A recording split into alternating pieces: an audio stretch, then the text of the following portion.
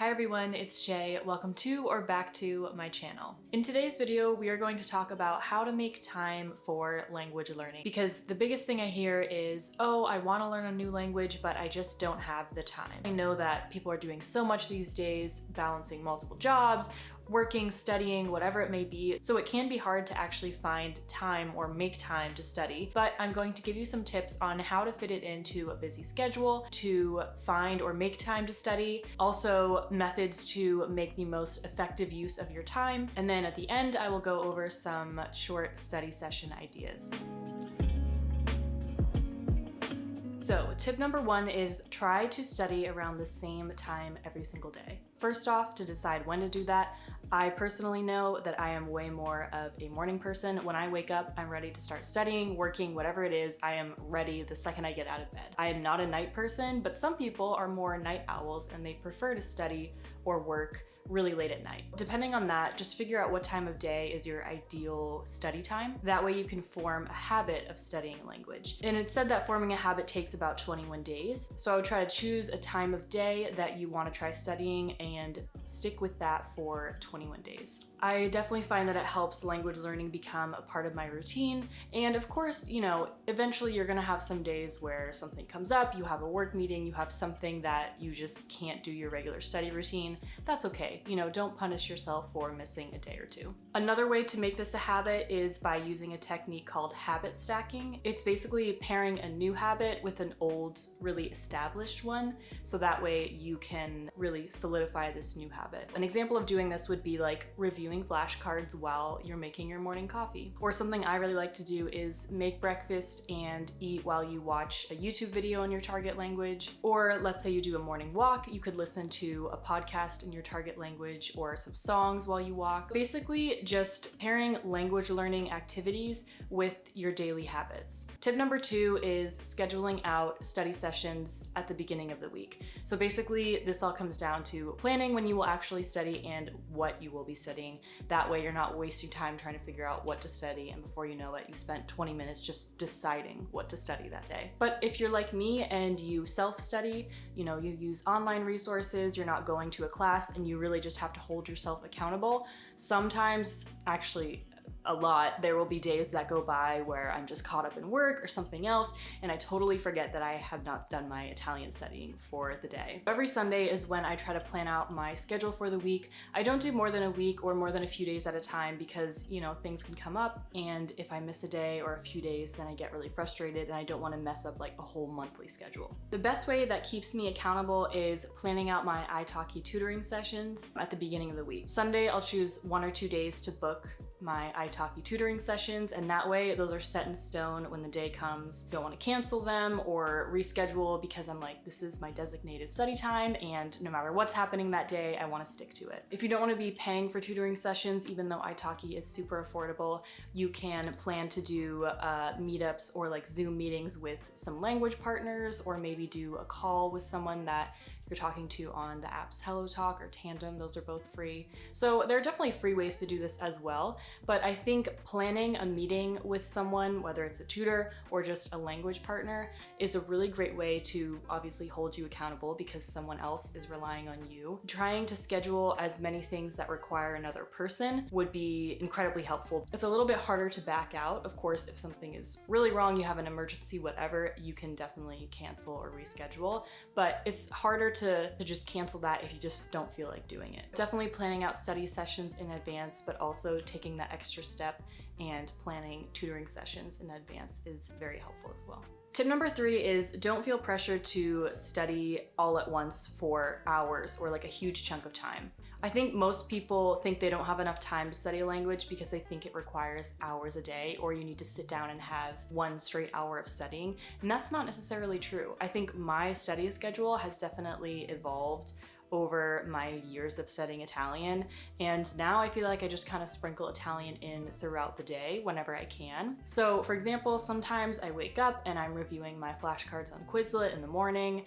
If I feel really motivated, I'll keep going and I'll read a few chapters of my book, and then maybe later in the day at my lunch break or at night if I'm eating, I'll watch some Italian Netflix series or Italian YouTubers. It kind of depends on the day. If I'm feeling really motivated, I can study for 45 minutes to an an hour at a time. Other times I'm just reviewing flashcards for 10 to 15 minutes. Make sure it's a variety of different exercises. You don't want to just be doing one thing. You know, short study bursts may work better for you. That's up to you and your study preferences. Maybe you are the type of person who just wants to go all in and just focus on one thing for an hour at a time.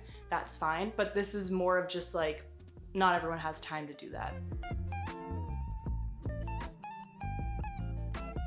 So now we're gonna go into part 2, which will be sharing my tips on how to make sure that your study sessions are actually effective. Tip number 1, find methods and implement those that help you really focus and stay in the zone. The biggest thing for me is actually just sitting down and starting to study, because once I do and I get in the zone, I can study for a long time. And honestly, what helps me the most was getting over-the-ear headphones. They have been such a huge game changer for me. You know, I usually like to listen to music and I would put it on just playing from my laptop or maybe my Google Home, and that was fine. But I think just having the over-the-ear noise canceling headphones have really made such a huge difference, because they just really lock me into the zone. Like, I can't hear anything else that's happening around me. I live in a city, so you know, like there's always city noise and sirens, and that can be really distracting even if you don't necessarily realize it. Also, for me, environment is a huge thing. I hate studying if there's like a bunch of stuff on my desk, so I really like to have my desk clutter-free. I light a candle because the environment where I'm studying needs to be clean and organized. It just makes me feel more productive. You know, kind of experiment studying in different places. If you prefer to like work at a desk, that's great. But if you'd rather just read a book on your couch or in your bed, that's fine too, as long as you can focus there. Some of these things you might not be thinking about when you're trying to study. You don't think they make a difference. But if you're having trouble focusing, maybe think about things like your environment. And then of course, when you're studying, close out of all of your internet tabs, you know, put your phone on do not disturb. Just make sure there's no way that you can be distracted by something else that would pull you out of your study zone. And then tip number 2 is using the Pomodoro method. If you're watching this and you're a student or you've been studying for a while, I'm sure most of you probably know what this method is, but quickly I will go over it in case anyone doesn't. You study for 25 minutes, you take a 5 to 10 minute break, and then you repeat. There's a lot of timers online, or there's apps like a Pomodoro timer that will help you do this. It's for people who want to study in longer sessions, but you know, it's better to take little breaks in between to help you study longer. So this would be for someone who does have that extra time to keep studying. I personally don't really ever use this method, but I know a lot of people do find it helpful. So, you know, if you want to switch up your studying and you're like, nothing is working for me, but you haven't tried the Pomodoro method, maybe try downloading one of the apps or just look up the timer online and try doing some study sessions with that. Tip number 3 is find what works best for you. So I know that I'm going over all these methods that work well for me. They might not work for you. So like I've always said, language learning is very personal. I'm not saying this is how you have to learn a language, I'm just giving you advice and tips to try. You definitely want to tailor your study sessions to what you prefer, because that way you will be more motivated to study and it won't feel like a chore. It'll take the pressure out of studying. I know a lot of us probably don't want to learn a language, especially after school, because you feel like, I just spent so many years in school and so many late nights studying, writing papers, studying for tests. Like, that's just a very high pressure environment, and it really took the fun out of learning.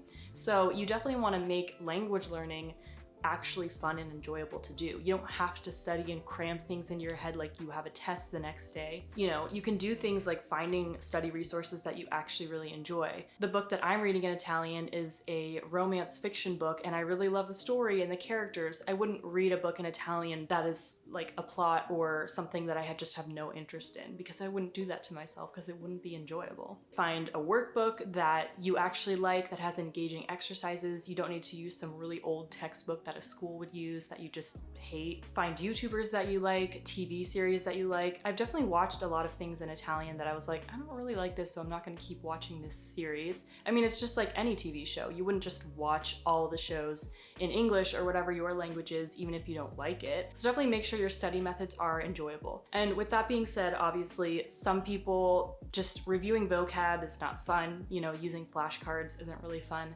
but there are different apps you can use to make it more fun. I personally like Quizlet because it has a whole bunch of different ways to study the cards instead of just like turning over a flashcard because that can be pretty boring. So like I said, don't feel like you have to study the way you learned in school. Make sure that you're studying in a way that is enjoyable for you. Tip number 4 is don't waste time on taking notes. And now I'm not saying don't take notes at all. I personally just feel like in the beginning I was spending so much time on taking notes, and a lot of times people will be taking notes on their textbook or video, whatever they're learning, and it basically just turns into copying the whole textbook over to your notes, which is really a big waste of time because, I mean, how often are you really reviewing those notes?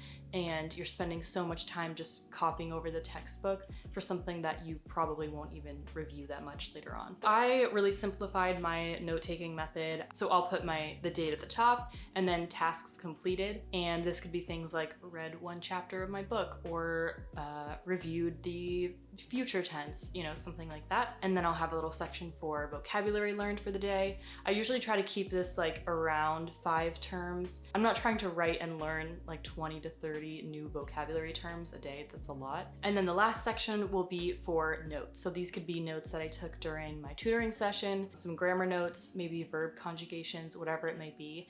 I only try to write out the most important parts of the notes. So if I'm looking at a textbook, obviously just like major things or things to keep in mind, maybe like irregular things, because it's better to jot down just a few notes and actually spend most of your time doing the exercises. I use online Italian clubs, so I'll go through and read the explanations, and then I spend a lot of time going through the exercises because you want to spend more time actually using what you've just learned and putting it into context, because that's the way you actually learn. When you're reading this whole grammar explanation, it can be kind of like, wait, what?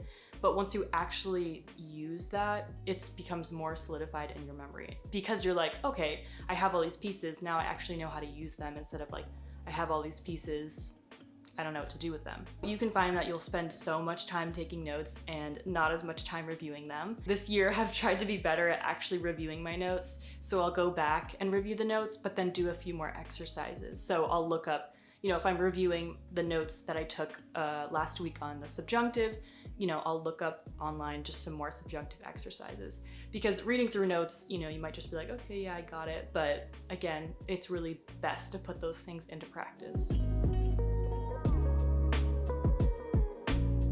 Then finally, part 3, I had just a few quick short study session ideas for you. So if you've gotten to this point in the video and you're like, this sounds great, but I don't even know how to structure my study sessions, I have plenty of ideas for you. First study idea is reading a chapter of a book or a short story. Children's stories are really good if you're a beginner.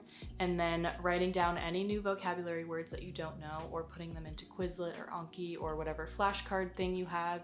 And then summarizing what you just read in, you know, 3 to 5 sentences, or if it's longer, maybe a little bit more. You could do this in writing or speaking out loud. You could also do the same thing, but with a TV show or a YouTube video. Another idea is just doing